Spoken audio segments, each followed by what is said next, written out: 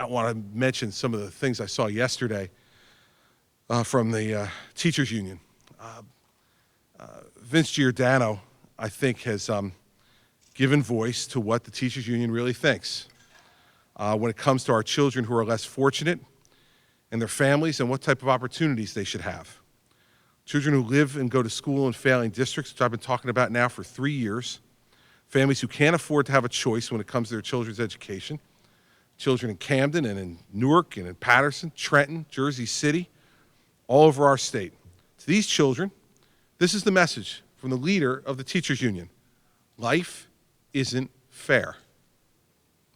And an outrageous statement. I cannot express how disgusted I am by that statement by the head of the largest teachers union in our state. But I also have to tell you, I'm not the least bit surprised, because I think it so succinctly captures what their position, their real position is. Not the position they put on their slick 30-second ads when they say every child should have a great education. Well, they mean every child except for the ones in the failing school districts who shouldn't have a choice. It's an immoral position, and it continues to prop up abject failure in districts across our state. How can that be the answer from the leader of the state's teachers union for so many of these children on whether they receive a good education when they know that that's the difference between many of these folks going to college or going to jail? Let's just use one example, okay? And I could use dozens, but let's talk about the Pine Point School in Camden. Your likelihood of being proficient or advanced proficient in language arts is only 17.6% if you go to that school. If you're in any other school, the statewide average is 73.7%. For math at that school, chance of being proficient or advanced proficient is 10.3%.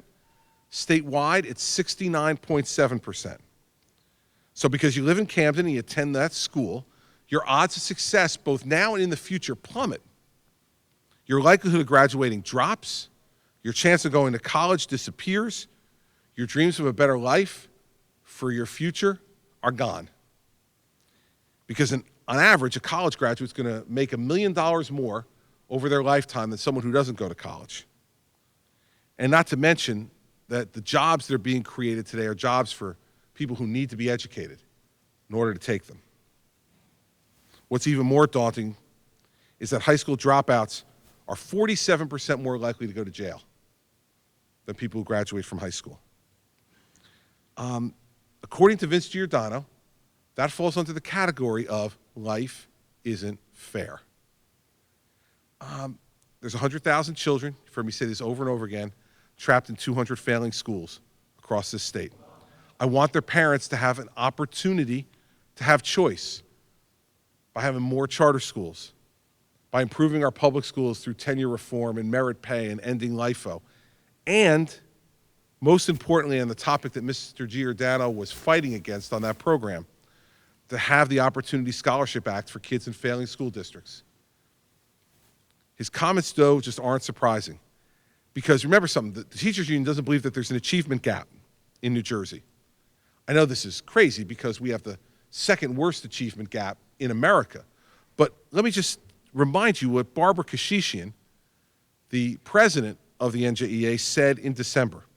This is a quote. She said, "The so-called achievement gap between white and black students in the state's urban district is a classic straw man." A classic straw man. You heard the numbers from that one school in Camden. They're replicated across the state in our failing districts. We live in a state where we rank below only one other state in the size of the achievement gap between high-income and low-income students for 8th grade reading. Only Alaska does worse in the achievement gap than New Jersey. And just this month on the New Jersey Assessment of Skills and Knowledge Test, the NJEA, economically disadvantaged students scored 31 points lower than their peers in literacy and 24 points lower than their peers in math.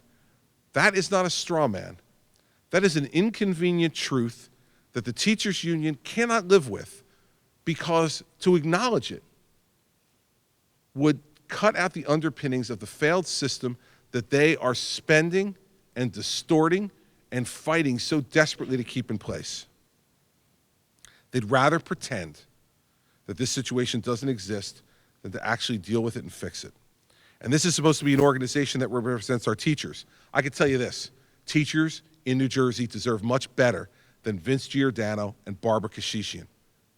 You know, as Vince drives out of the Palace on State Street every day in his big luxury car with his $500,000 salary, I'm sure life's really fair for him. And if Vince's kids were in a failing school district, he'd be able to afford to send them to any school in New Jersey that could help them to succeed. But his answer for the single mother in Camden is, life isn't fair.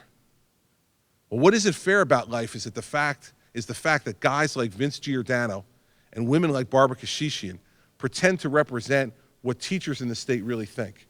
And I don't believe it's what teachers in the state think. I believe teachers get into teaching because they want every child to do better, every child to reach their potential, not to sit on Sunday talk shows and pontificate to the poor in this state about how life isn't fair.